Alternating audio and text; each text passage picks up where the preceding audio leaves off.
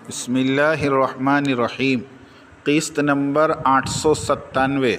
South Africa کے فتوے کا رد نمبر 3، مسئلہ تکفیر کا افسانہ۔ مولانا سعد صاحب مجدد دعوت و تبلیغ ہیں۔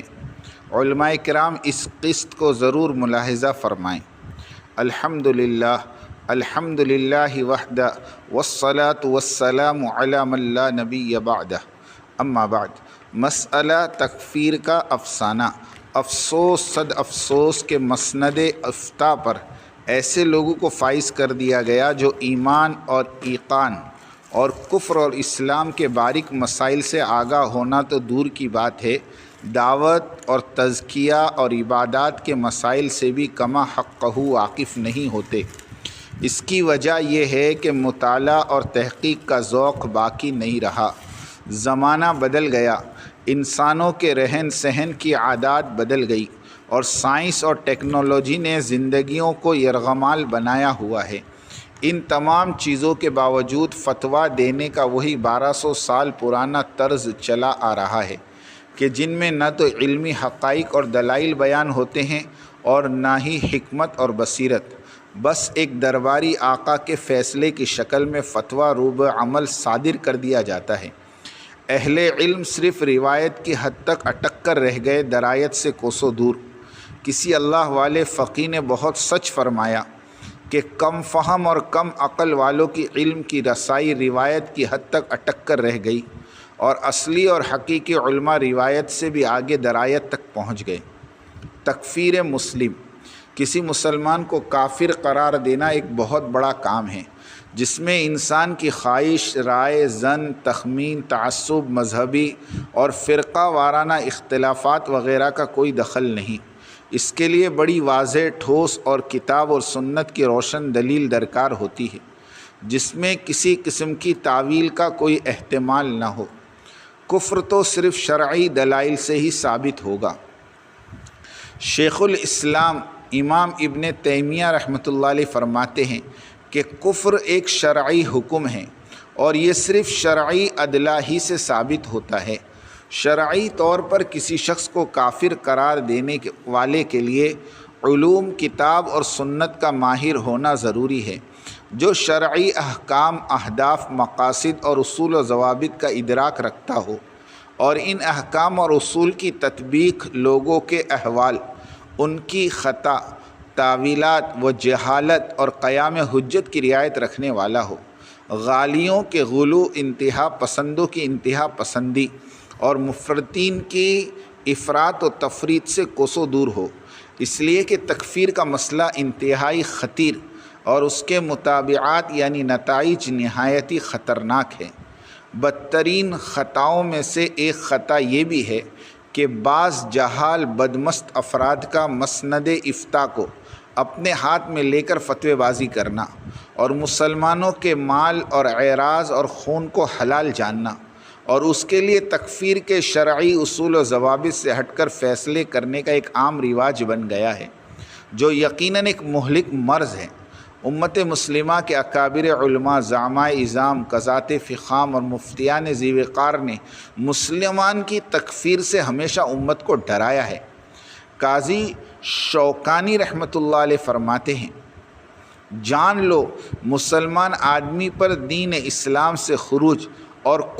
کفر میں دخول کا حکم لگانا کسی ایسے مسلمان کے لیے جائز نہیں جو اللہ پر اور آخرت کے دن پر ایمان رکھتا ہو کہ وہ یہ اقدام کرے، مگر ایسی روشن دلیل ہو جو سورج کی روشنی سے زیادہ واضح ہو۔ اس لیے کہ جو احادیث صحیحہ صحابہ کرام کی ایک جماعت کے طریق سے مروی ہے، ان میں ثابت ہے کہ جس نے اپنے بھائی سے کہا اے کافر، تو یقیناً اس کے ساتھ ان دونوں میں سے ایک لوٹے گا کفر کی طرف۔ اسی طرح صحیح بخاری میں ہے کہ جس نے کسی آدمی کو کفر کے ساتھ بلایا یا یہ کہا کہ اے اللہ کے دشمن، حالانکہ وہ ایسا نہیں مگر یہ حکم اسی پر لوٹ آتا ہے۔ ان احادیث میں اور جو ان کے مقام پر وارد ہوئی ہیں، ان میں تکفیر میں جلد بازی کرنے میں بہت بڑی ڈانٹ اور بہت بڑا وعظ اور نصیحت ہے۔ اس کے بعد لکھتے ہیں کہ یقیناً اللہ تعالیٰ نے فرمایا، اور لیکن جس کا شرع صدر کفر کے ساتھ ہو گیا تو کفر کے ساتھ شر صدر اور اس کے ساتھ دل کا اطمینان اور اس کی طرف نفس کا سکون ضروری ہے۔ فائدہ: برے عقائد کے حوادث کے وقوع کا کوئی اعتبار نہیں، خصوصاً جب جہالت کی بنا پر دین اسلام کی مخالفت ہو، اور کسی کفریہ فعل کے صادر ہونے کا بھی اعتبار نہیں جب اس کے مرتکب نے ملت اسلام سے ملت کفر کی طرف نکلنے کا ارادہ نہ کیا ہو، اور نہ ہی مسلمان کے ایسے الفاظ کا کوئی اعتبار ہے جو کفر پر دلالت کرتے ہوں، وہ ان معنی کا وہ اعتقاد نہ رکھتا ہو۔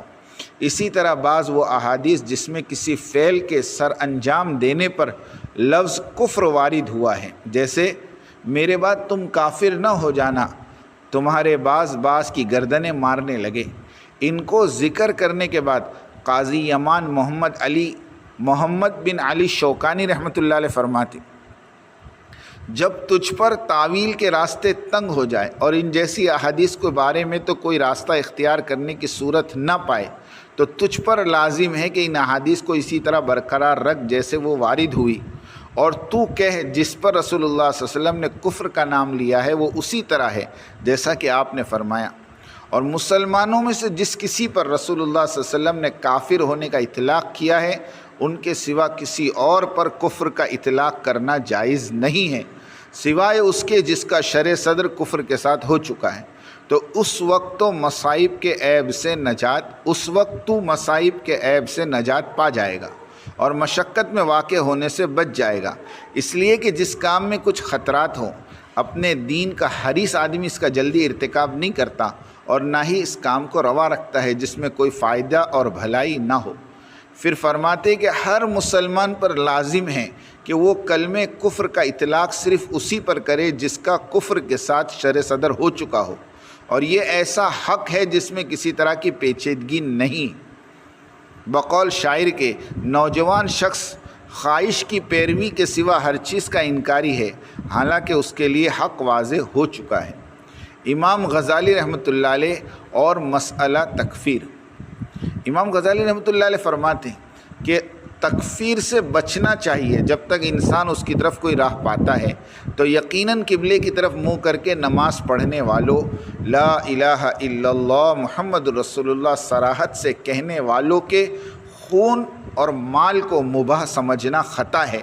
اور 1000 کافر چھوڑنے کی خطا کرنا کسی ایک مسلمان کے خون سے ہاتھ رنگنے کی خطا سے زیادہ ہلکا ہے۔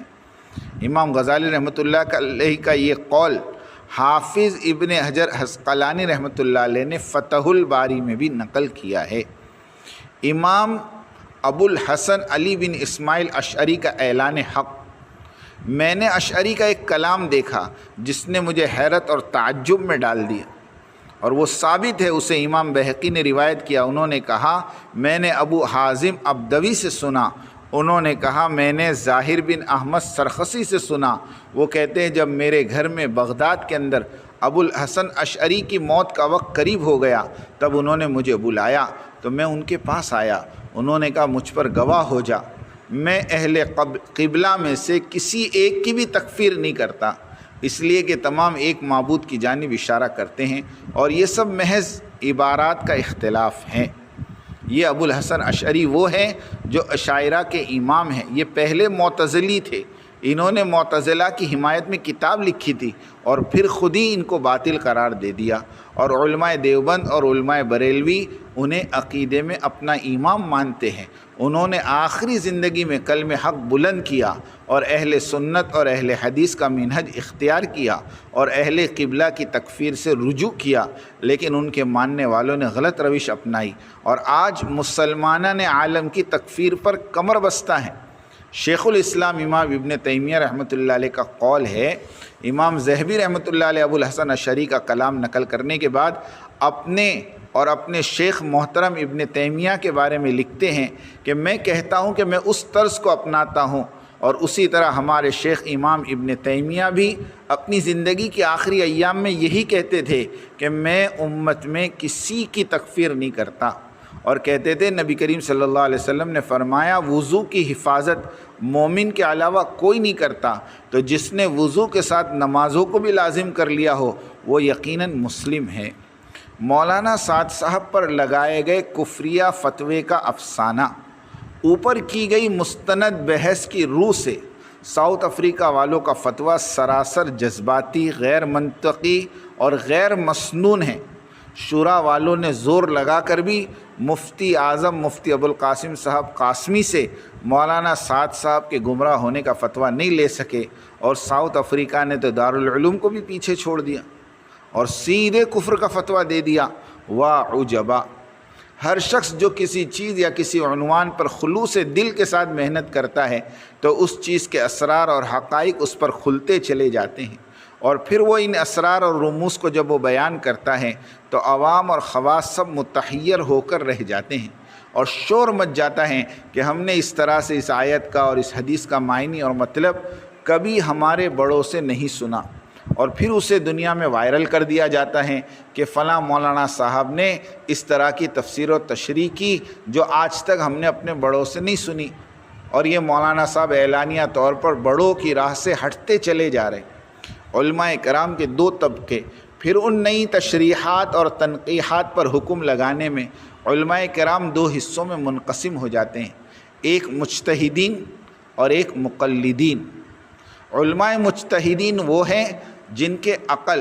اور قلوب وسیع اور متوسع تر ہوتے ہیں، وہ ہر نئی معلومات کا استقبال کرتے ہیں اور پھر حاصل شدہ نئی معلومات کو کتاب، سنت، اجماع صحابہ، قدیم مجتہدین امت کے فرمودات اور تشریحات سے ملا کر دیکھتے ہیں۔ اگر کچھ تال میل نظر آ جائے تو ان نئی تشریحات کو قبول کرتے ہوئے صحیح اور درست ہونے کا حکم لگاتے ہیں۔ اور علماء مقلدین، فائدہ،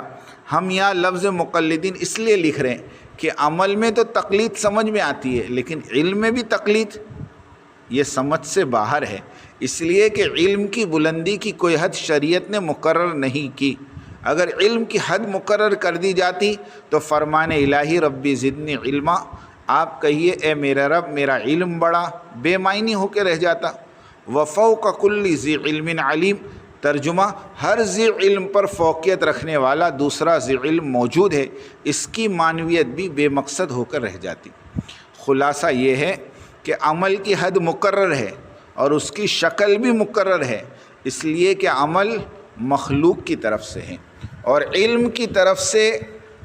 اور اس ذات بابرکت کی ہر صفت غیر محدود اور غیر متناہی ہے، اس لیے علم کی کوئی حد مقرر نہیں، کوئی زمانہ، کوئی مکان نہیں۔ امت مسلمہ میں علوم اسلامیہ کے ماہرین اور ائمہ کرام اکثر دوسری اور تیسری صدی ہجری کے عجمی لوگ ہی رہیں۔ اگر عربوں میں کشادہ دلی نہ ہوتی تو عجمیوں کی ان تشریحات کو قبولیت اور پذیرائی ہرگز نہ ملتی، لیکن ملی اور بہت ملی، اس لیے کہ حجازی عرب وفوق کل ذی علم علیم کے معنی سے واقف تھے۔ قیامت تک ہر علم اور فن کے مجتہدین پیدا ہوتے رہیں گے اور اپنی فکروں اور مجاہدوں کے ذریعے نئی نئی تشریحات پیش کرتے رہیں گے، اور یہ کہہ کر کہ ہم نے ہمارے بڑوں کو اس طرح کہتے نہیں سنا لہٰذا ہم اسے نہیں مانتے، یہ کہنا تو بالکل غیر صحیح ہے اور غیر منطقی ہے۔ واللہ اس طرح کی سوچ اور فیصلہ علم کی حقانیت سے انکار کے مترادف ہے اور علماء کی حوصلہ شکنی اور ان کی ذات کے ساتھ سراسر بدگمانی ہے۔ مولانا محمد سعد صاحب اور ان کے دعوتی بیانات اور فکرے سب اجتہادی ہیں اور ان کی ذات ایک مجتہد فی الدعوت الی اللہ کی ہے۔ ان کے دادا حضرت جی ثانی مولانا محمد یوسف صاحب رحمۃ اللہ علیہ کی بھی یہی حالت رہی ہے۔ بقول مولانا سید ابو الحسن علی ندوی رحمۃ اللہ علیہ فرماتے تھے کہ ہمارے وقت میں مولانا یوسف صاحب رحمۃ اللہ علیہ کے بیانات علماء حق میں سوالیہ نشان بنے ہوئے تھے، ہماری سوچ اور مطالعے سے کہیں زیادہ اونچے بیانات ہوتے تھے۔ آخر میں ایک ایک بات کو دعوتی لائن کے بزرگ عبداللہ ابن مبارک، علامہ ابن تیمیہ، علامہ ابن جوزی وغیرہ کے فکروں اور ان کی تشریحات اور بیانوں سے تناسب کرتا چلا تو ہر بات کو صحیح پایا، اور اسی طرح ایمانی ولولے کو عبد القادر جیلانی سے ملتے جلتے پایا، تب دل منشرح ہو گیا اور پھر علماء کرام حضرت کے بیانوں کے عاشق ہو گئے۔ اگر موجودہ دور کے علماء اور مفتیان کرام بھی علی میاں ندوی رحمۃ اللہ علیہ والا راستہ اختیار کرتے تو بہت سے اشکالات کا جواب مل جاتا اور مل رہا ہے۔ مولانا سعد صاحب نے جو جو باتیں اپنی تقاریر میں فرمائی ہے سب کے سب صحیح اور درست ہیں، ہم تقریباً 200 سے زیادہ اعتراضات کے جوابات دے چکے ہیں اور آج بھی دیتے جا رہے ہیں۔ جس کسی کو بھی کوئی اعتراض ہو ہمیں لکھ کر بھیجے، انشاءاللہ جواب دیا جائے گا۔ علماء ساؤتھ افریقہ اس قسط کو غور سے پڑھیں، للہ فی اللہ حق بات کو قبول کریں، حقانیت کا ساتھ دیں، رب کی طرف سے نوازے جاؤ گے، ورنہ اللہ کو کوئی عاجز نہیں کر سکا۔ اللہ تعالیٰ امت مسلمہ کو دعوتی کام پر کھڑا فرمائیں اور انسانیت کی عمومی ہدایت کے فیصلے فرمائیں۔ آمین آمین آمین۔ وآخر دعوانا ان الحمد للہ رب العالمین۔